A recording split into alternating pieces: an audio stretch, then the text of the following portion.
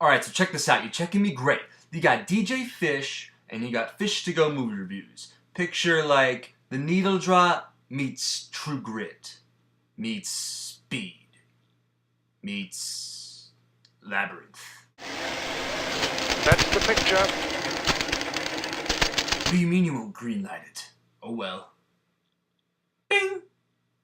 Oh, this is formerly DJ Fish, and you're on day 63 of my 100 Days 100 Movies Challenge. Back to the 90s we go. Merrily, merrily, merrily, merrily. For one of the many films directed by Robert Altman. He's made films that are more or less political or social satires that like to just poke at the ridiculousness of a subject. And today's film is aimed at you Hollywood executive types, the ones that know how to make a buck on cheap quality entertainment. Or take a great script and make it into a profitable waste of celluloid. Or just the ones that totally F things up. For shame! But what happens when your executive lifestyle reflects events that could only happen in the movies? Here's the magnification of Hollywood in Robert Altman's 1992 film called The Player. And you thought it was a film about a gangsta? Check out Pootie Tang for that one. But here's the trailer for that other film.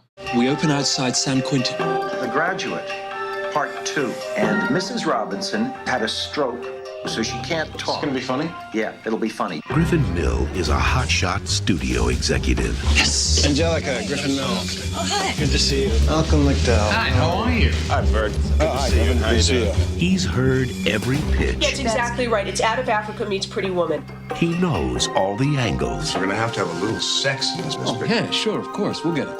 Slowly, he pushes her panties down to her knees.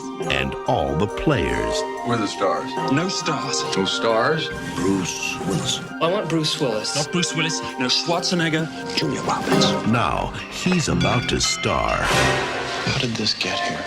They're coming from a writer. Hello, is David Kahane there, please? This is Griffin Mill. Who's a dead man? In his most unforgettable story yet. Stop all the postcards! I don't write postcards! I want postcards! What a twist! Though at least it's a fun one. The Player stars Tim Robbins as Griffin Mill, a studio executive who, like everyone in Hollywood, knows how to play ball. He's on the inside with actors and directors who wear suits and have lavish parties and houses. He also gets a ton of scripts and hears pitches every day that he can either accept or reject. Unfortunately for him, he rejects one screenwriter who doesn't like to be messed with. He's actually sent death threats and fears for his job and his life. So he decides to go to this supposed screenwriter's house and ends up getting attracted to his girlfriend. Through her, he eventually meets the screenwriter and ends up killing him. But it's not the stalker he thought it was.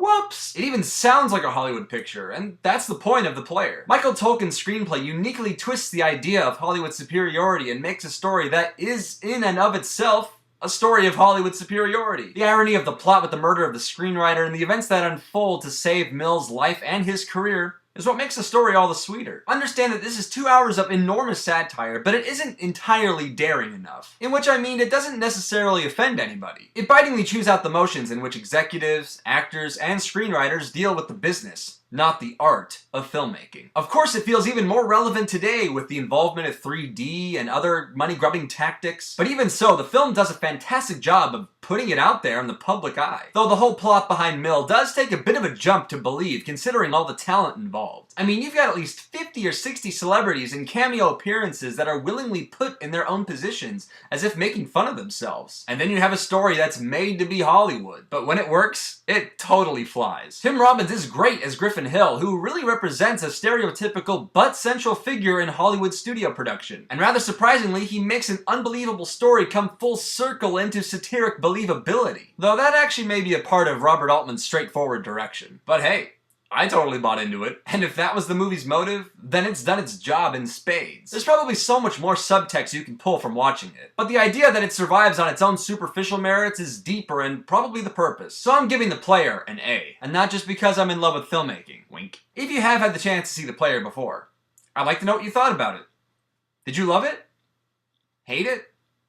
And why? Leave one of those comments down below, and if you like any of my reviews or would just like to continue on my 100 Days, 100 Movies challenge, then you can subscribe up above. 37 films remain in this challenge, so if you suggest or recommend them, I can either accept or reject them. And if I do reject them or just give them a bad grade, please don't kill me. It's all a matter of opinion. Opinion rocks! And don't forget one of these guys. And once again, I'm DJ Fish for Fish to Go Movie Reviews on the go.